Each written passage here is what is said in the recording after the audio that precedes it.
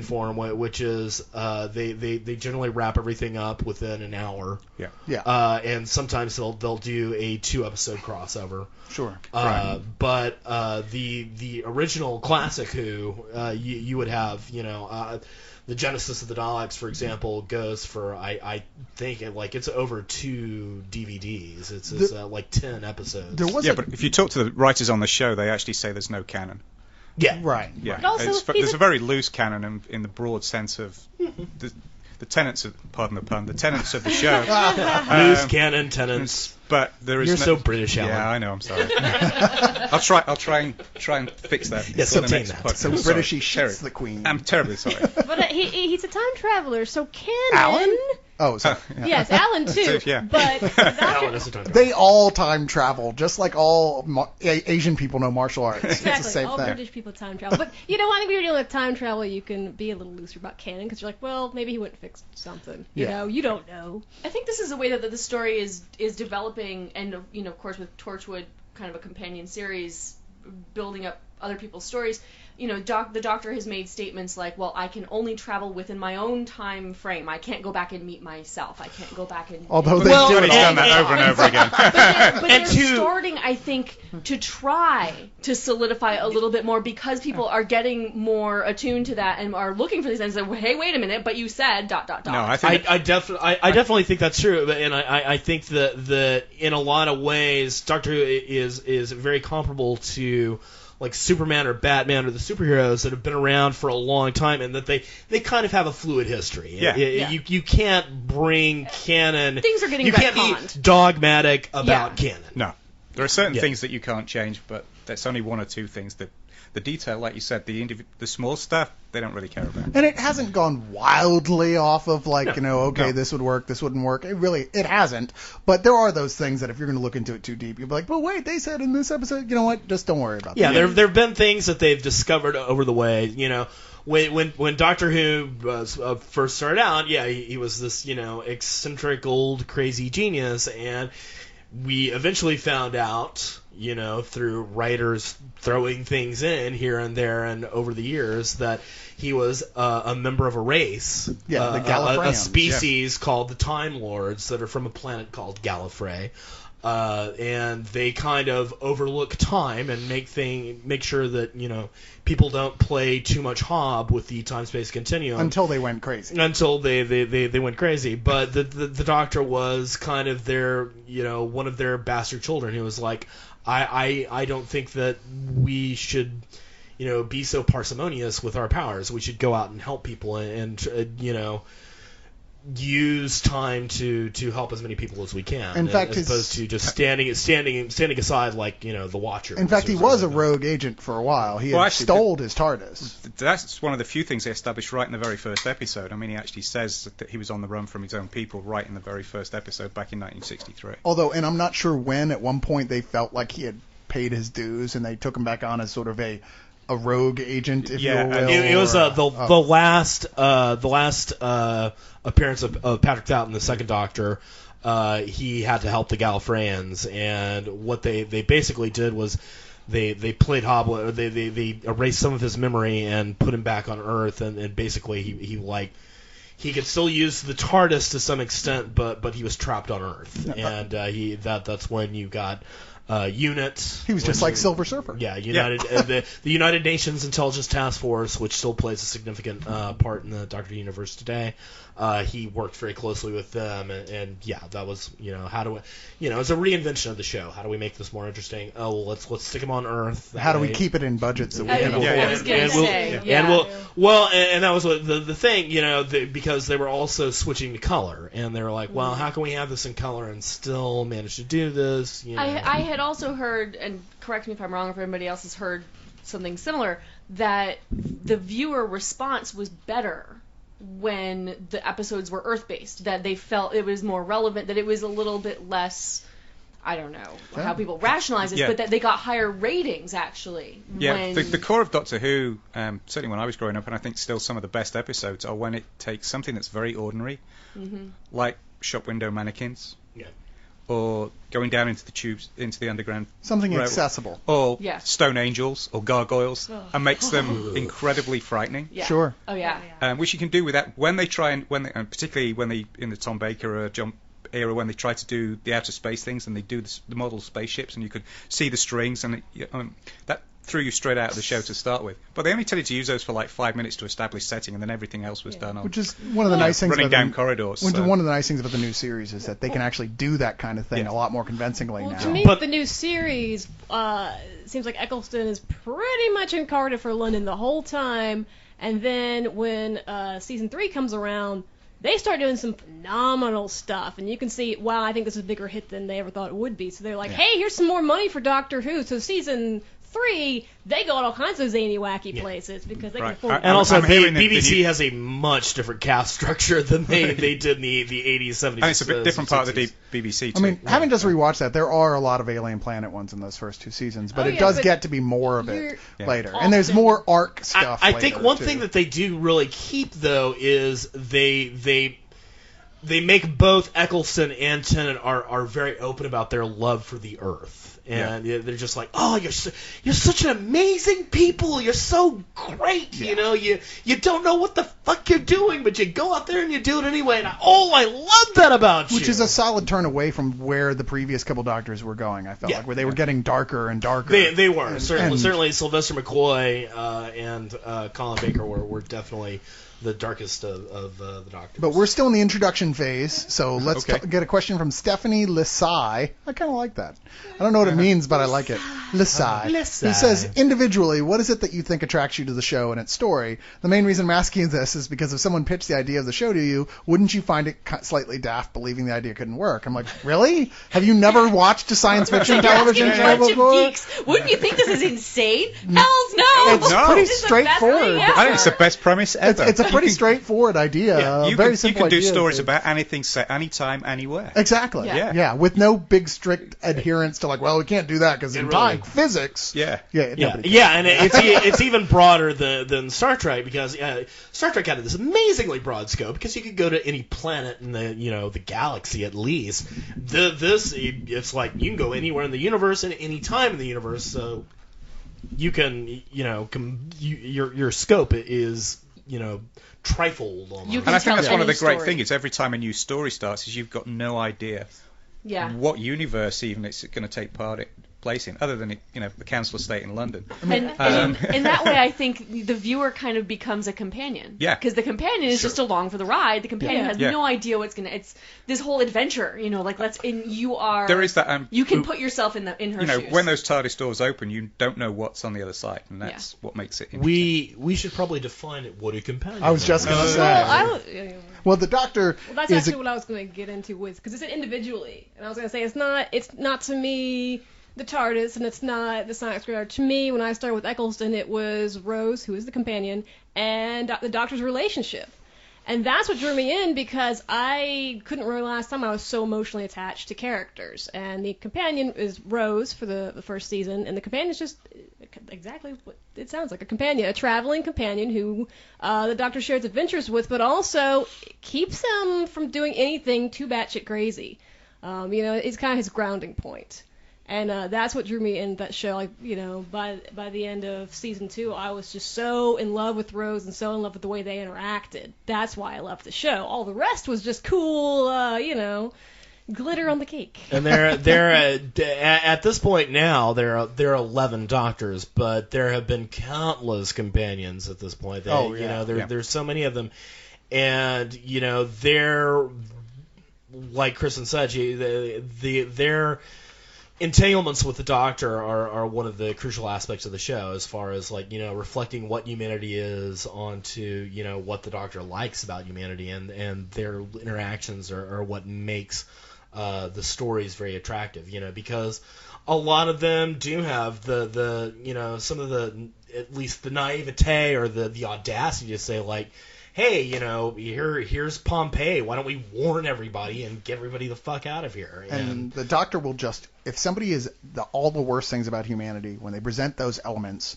to them, their personalities, he will call them on it with a look of disgust and just disappointment that echoes the way we really feel. We just can't say because we see too much of that in ourselves. The Doctor doesn't have that in himself. He can do that. But when someone's just being awesomely human, when they're just being all the greatest things about, being a person, about caring about other people, about empathy, about invention and coming up with new ideas, then he's just stunned and he's our biggest cheerleader like and our sternest judge. And that's why he has companions, because, have there been any non-humanoid companions? Yes, so there have been many. Well, non-humanoid. Do you count K9? Not counting K9. Non-humanoid. Not in the TV, but there has in the comic books. It's dicey, yeah. Okay. In the comics and in novels, and the novels and the audios. Well, as far as canon goes, though, probably not. I thought we established there is Well, no canon. I've always said there is, but there isn't. So what? It's not a big deal. But I think people say if it didn't happen on screen, it didn't happen. No, actually, they cross things over. Do they? The Who fans are not as tight about that stuff as the Trek say Trek fans or Star Wars fans. Well, they're always changing timelines, so anything is. But you're dealing with a time traveler. Yeah, so exactly. cares? Well, that's what I'm saying. Yeah. Exactly. He goes back in time and fixes some problem that happened. Well, that might have made it so this other thing never happened at all. I mean, Paul McGann only appeared on screen once, but he's appeared in a lot more novels than some. He's some actually doctors. the longest continuous Doctor. He's done 10 years as the Doctor because he did one TV special, but he's done audio adventures for 9 years. Katt, what attracts you to the Doctor?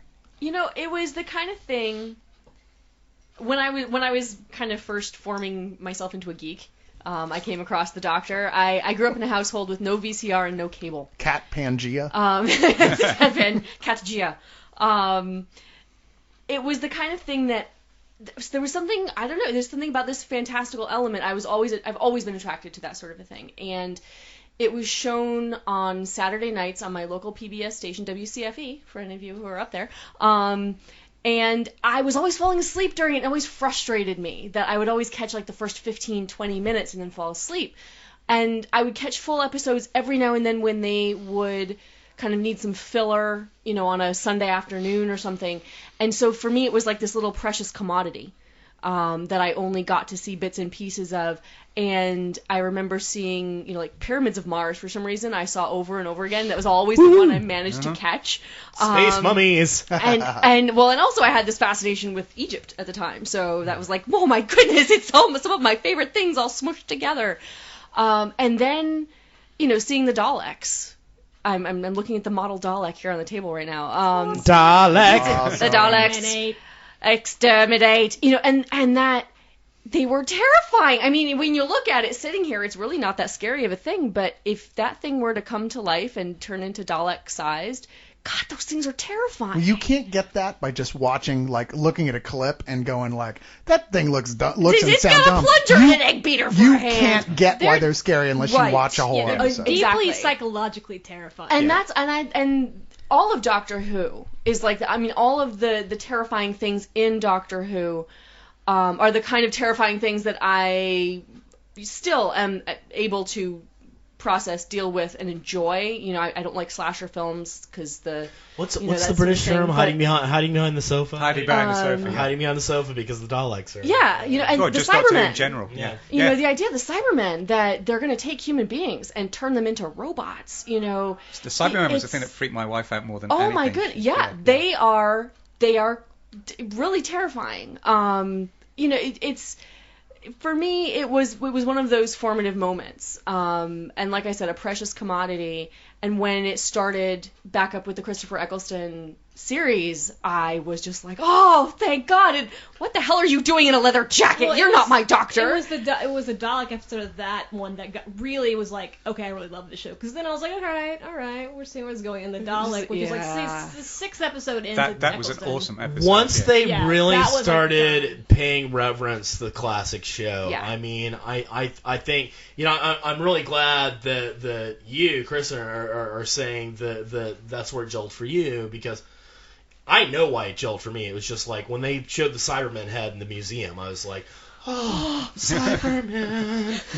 yeah, and then when it was the Dalek, it was like, oh God, We're oh screwed! God. Yeah, and it's just like, I looked upon those villains, those old Doctor Who villains with the same reverence that I look upon, like, Darth Vader.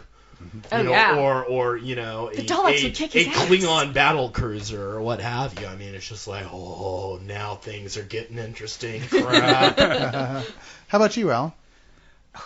What was the question? What is it that you think attracted you to the show and its story originally? I think I sort of mentioned it earlier. For me, it was always the plots, the story, and the fact it was very narrative driven. Maybe that's because I'm a writer, I don't know, but that's what always attracted me, even from early days. Yeah, but you weren't a writer when you were like 6 and watching. I started writing at 7. Did you? Okay, Writers well, are fair enough. always writers. Writers are always writers. Oh, fair enough. So for me, it was always the stories and the character of the Doctor. I mean, giving my age away here, I was around for the William Hartnell years. I don't really remember them. Good that much. Lord. Let's get Leon in here and yeah, I know. Yeah. I got memories of some of the Patrick Troughton ones, particularly the Yetis in the Underground. I remember that. I remember ending up behind the sofa for that one. I hope they bring the Yetis back. I'm sorry. But I suppose John Pertwee was when I really started to watch the show, when he was like, when it turned really dark. Yeah, and he was on, and like you said, he was on Earth, and he had the cool gadgets. I'm a gadget freak, so he had the cool you car. like James Bond too. Yeah, so. and it was a James Bond type vibe to the show, so that's when it really hooked me. But yeah, it was and always he had those awesome threads too. Yeah, he did. Yeah. Cool clothes. And the one that really got me, I suppose, that really hooked me into the whole history of the show was that the Three Doctors was the first time they actually pulled them together, and they actually brought William Hartnell back for a cameo, and they had John when he Pertwee. was dying. You can actually watch this on demand on Netflix. Yeah. Can you? The Three Doctors. The Three Doctors. So if you're curious about I saw it on a bootleg tape so long ago, but I remember even before I saw it, someone was like, "This was William Hartnell's last appearance on camera." Yeah, he was dying. He was really sick, and that's just so. It's just I couldn't get that out of my head when I was watching it. I thought that was so sad. So I suppose that's the episode. That was the equivalent of the Dalek episode for me. That's the one that was like, no, I got to watch this, and I've watched it ever since. So. I gotta say, the thing that really gets me about Doctor Who, it is the like. I think it is the essence of the fairy tale of I want to be in this book. I want to go to this amazing place. And the Doctor is this guy who literally reaches out of the book and says, "Awesome! There are adventures to be had. Fucking jump in this box with me and we'll go. We'll go fucking do it." Yeah. And that's why the companions are so great. And you're just like, oh, yeah, fucking awesome. How cool would it to be to have, this police box, like, park itself in your backyard, and this guy, like, "Hey, I need some help. Could you hold this?" And it's like, thanks for all the help. Do you want to go see the universe while you're at it? And, yeah, I mean, how can you beat that? It's completely fucking Which awesome. brings me to what attracted me to it. I mean, the first episode I saw was State of Decay, which was a Tom Baker episode, and I watched it because someone said, there's a sci-fi show called Doctor Who, you already like The Hitchhiker's Guide to the Galaxy, right. And it's got vampires, which I was also a big fan of, and I was like, shit, yeah, let's see a sci-fi show with vampires. It's like, Hitchhiker's Guide to the Galaxy. I was even taping it at the set time. It was like on a Betamax. I watched that. It was the first Betamax tape I ever wore out, where it just was like unwatchable because I watched it so many damn times. And what attracted me to it was Tom Baker, the Doctor himself, because he was the most awesome guy ever. He was the coolest person you could ever even imagine hang out with. I mean, of any character through the history of science fiction and fantasy, the guy you would most want to show up at your doorstep and go, "Let's go," for me is unquestionably the Doctor. I mean, he's fun to be around. He completely has your back no matter what. And he can do pretty much anything. And no matter how bad it gets, he's always like, "This is rocking! Oh my god, things are falling apart! This is great!" One of my favorite qualities about him is when he sees a monster, his reaction isn't that he's never seen before. His reaction isn't to like run in fear. His reaction is to go, "Oh my god, that's so cool!" Yeah, I just watched one tonight again from the first Tennant season 2, where he sees a werewolf and he's like, "Look, it's it's a werewolf. Yes, let's go. But it's a werewolf. It's so awesome. Okay. Scott, this is a good point to go into the more specific questions. So we're coming to the spoilers, people here. Not quite there, but Scott PJ says, is there any specific jumping off point to get into the series? And, really, why not just start with Eccleston? If you like that stuff, if you really start enjoying Start with that that all, first episode, Rose. Yeah. yeah, exactly. If you like that and you end up enjoying it, then go back. You can find But some if of you that only earlier want to watch stuff. one Doctor Who episode, it's got to be Blink. Yes, that's Yeah. what I've been telling people lately because Blink is completely self-contained. So I'm like, And the Doctor's almost an ancillary character. Yeah, it's hardly in it at all. I was gonna say. I just like, I'm like, if you want to dip your toes in, see if you like it, do Blink. If you like Blink, go back, then get Eccleston, go. start, and do it the whole way. And if you're not in love by Dalek, then there's something wrong with you. And you could technically start right now because they've just wrapped up the clean slate. entire storyline run. Yeah, There's you a can new start on Doctor. April There's 17th. There's a Yeah. new showrunner, Stephen Moffat, who wrote that episode, Blink, which is why I'm really excited about him taking over the But if show. you're really, really ambitious, you could actually go all the way Start back number and one. start with number 1 and An Earthly Child. Although it's almost impossible to do that because there are almost no existing DVDs or videotapes of those. Well, there's There no isn't that one, though. Yeah, there is a an that Unearthly one. Child. There is the Aztecs. But most of the Most of the Hartnell stuff's most of the Most of the Hartnell Hartnell stuff is stuff, done. And a good deal of the Patrick Troughton stuff is gone because, like we said, Socialist Nightmare, BBC of the 60s and 70s, they recycled a lot of their stuff. I and don't they're understand, just like, though, why doesn't the Doctor just go back and get them before they destroyed them? That'd be an awesome episode of Doctor versus the BBC.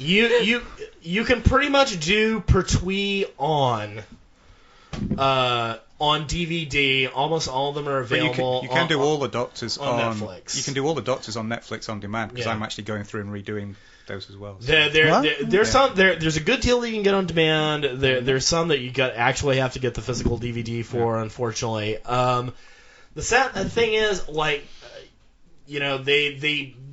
there's no definitive cool box set for the Doctor or each separate Doctor. There is, they do it by storyline.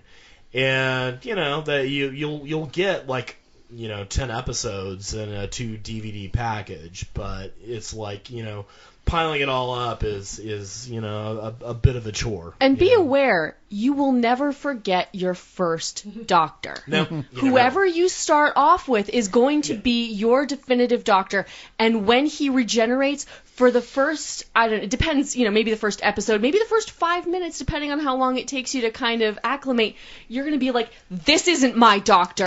It's just like screwing people. Once you do it a number of times, you get over it a little bit easier. But yeah, you never forget your first. Yeah, other Doctors may do it better later. Yeah. You may get better at watching those Doctor Who episodes. You might figure out how to put your thumb in its ass as you're watching it and find out how good that is.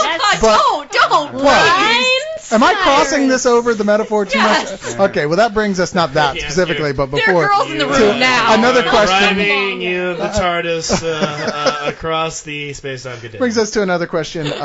Composite Who Horrible says, who is each league's favorite Doctor and why? And this is something we haven't even discussed yet in the aspect of, the fact there are multiple Doctors. In the storyline of the show, the Doctor can regenerate if he gets really ill, if he essentially, or anyone else would die, he can regenerate in an entirely different body. As long And as this he's within the TARDIS. Yeah. It's not like Well, if he's out in the middle of it's nowhere. not even that. I can do it I thought there were rules. The basic No. rule of thumb they're kind of going with 4th now to 5th is was outside the time. the Doctor has 2 hearts. If anything manages to stop both hearts simultaneously, then they can't regenerate. But otherwise, And you're also, good to go. if he dies before he can regenerate, they touched on that recently. Yeah. If he gets killed, and he can't he start can the regeneration die. process, he like can if he was actually be blown killed. up to Smithereens. nothing, Smithereens, Yes. that would be it. Presumably that's not going to happen. Because we've seen Echoes of the Future in which... Yeah, well, we've seen that goes into the Yeah. whole we'll get there. Possible Yeah. futures. But yes, possibles. the original thing was just because they were like, this show's a big hit. How are we going to keep it going? Because this guy wants to retire like completely, not just Yeah, from he was Doctor sick. Who. Yeah. Exactly. So like, well, we'll just make up the storyline, and it turned into such a beloved part of it. And every single time, if you're watching the show, you get so sad and upset when a Doctor ends, and you resent the new Doctor, and then like a couple episodes into it, you're like, I don't know, this Aw. might be the best Doctor ever. Yeah. You know, so I don't know. My favorite Doctor, I started with Tom Baker, and I'll never forget him. I always have love for him, but he's always going to be my second favorite because I think David Tennant has completely captured everything I love the most about all the years of Doctor Who. Everything that's been best about that character, I feel like he nailed it. My only regret for him at all as a character is just that Russell T Davies was writing him a lot of the time, and I thought he made him do stuff that I don't feel like that character would do. Especially towards the last several episodes. But anyway, that's mine. Like you said, like the first Doctor, when I imagine Doctor Who, I still think of that crazy scarf and that hat because that was what was running when I was in high school. So when I think Doctor Who, I still think, yeah, I have Tom Baker, but just like me, Tennant, I absolutely love him. He's freaking adorable. He's got freckles on his face. I love it. But, you know, apart from that, I love his personality. I love he just, I think, really brought so much enthusiasm to the role because it was a childhood dream of his to play Doctor Who. And, Yeah, he's like the first fanboy to play the role, isn't Yes, he? which he was is, yeah. great. And one of my favorite lines, and I'm not going to be spoiling because, as I said, we all know he's going to leave the series. Someone new's going to Rose take his place. Tyler. But my favorite line of his was, I don't want to go. And, like, I felt like he meant that. He did not want to leave this role, but, you know, he stepped down. We're going to get Matt Smith now. But, yeah, I loved Tennant. Just loved him. And I loved his style. It's like his every Doctor has their own dress kind of code. I loved his trainers and his suit. Looked good. Yeah. Well, I'm kind of along those same lines. You know, Tom Baker was my first Doctor. You know, that iconic scarf will never be forgotten. David Tennant is my favorite Doctor. But I have to say that Christopher Eccleston, you know, like I said, you know, first he shows up and he's like, you're wearing a leather jacket and your hair is like, you know, super short to the point of almost not being there. Who the hell do you think And you've you got are? a northern accent? Yeah, it Should would have have been a been, northern accent. it would have been less weird Hey, if he had shut- shown up wearing a clown suit for Right. Doctor Who. Like he Right. said, every planet has a north. But every planet has a north. But so quickly, Eccleston won me over. And I really fell in love with him to the point that when David Tennant showed up, when he regenerated, I was crying when Eccleston left. And David Tennant showed up, and I'm like, who the hell do you think you are replacing my Doctor? But seriously, I agree with Kristen completely. Like, he has embodied everything that this character should be. And I think part of it is because he's a fanboy. Because he knows this character, because he grew up with this character, because he loves this character, and he finally got that chance, you know, to be the character. And I think he was the character so thoroughly. When I was watching his exit, I was on the verge of tears. It takes a lot to make me cry at a television show. And I was on the verge of tears when he was making his exit. Not to spoil things. We know he makes an exit. Yeah, we know it's been announced there's a new Doctor, which means we know his it's coming. character left the show by sheer logic. So, Yeah. Beau? You know, there's this great line in the Three Doctors where William Hartnell's looking at Patrick Troughton and John Pertwee, where he's like, "Great, this is what I've got to work with. You know, a fop and a clown." You know, because Troughton was the clown and Pertwee was the fop. You know, the dandy. And William Hartnell was basically an old fart. And then you got Tom Baker, who was basically a loon. Yeah. And that's why I adore Peter Davison. He's the middle-aged Doctor, even though he was at that point the youngest Doctor. And man, he was so classy. I loved his threads. He wore a cricketer's uniform. You know, had the celery in the lapel. It's very suave, very cool, and I just thought like his way of looking at things and approaching problems was just so fresh. And you know, once more, the first Doctor that I really got into, the one that I grew up on, and so yeah. I mean, to an extent, he's always going to be the yardstick that I measure up any of the other Doctors to. Loved Eccleston and Tennant. Probably Eccleston a little bit more, but I think that's more from wanting more from him. Yeah. Because man, there was just One season. not It would enough. have been sweet if he had a second. It would have been season. sweet, and it's like, you know, hey BBC, you do specials all the time. There's no, there's no reason why you can't do an Eccleston special every now and then. Yeah. That's all I'm saying. Yeah, So- they could Yeah. totally do that. And you know Yeah. what? You'll be interested to know this as far as David Tennant goes. He's actually seriously involved with Peter Davidson's daughter, who played Oh wow, the Doctor's daughter. Oh, that's awesome. Well, later on. his Yeah. favorite Doctor is Yeah. Davison as well. Yeah. So. Yeah. Yeah. Well, which, hi, possible future dad. Oh, my favorite Doctor? Totally you, dude. When he gets Awesome. home, Weird. when he gets home, he's slipping into his John Pertwee episodes, like feeling all dirty. How about you, Alan? Wait, is John Barrowman's Peter Davison's daughter? What? Oh, No. never mind. He's Never. not gay. There was a lot of rumors he was gay for a while. I A, know. because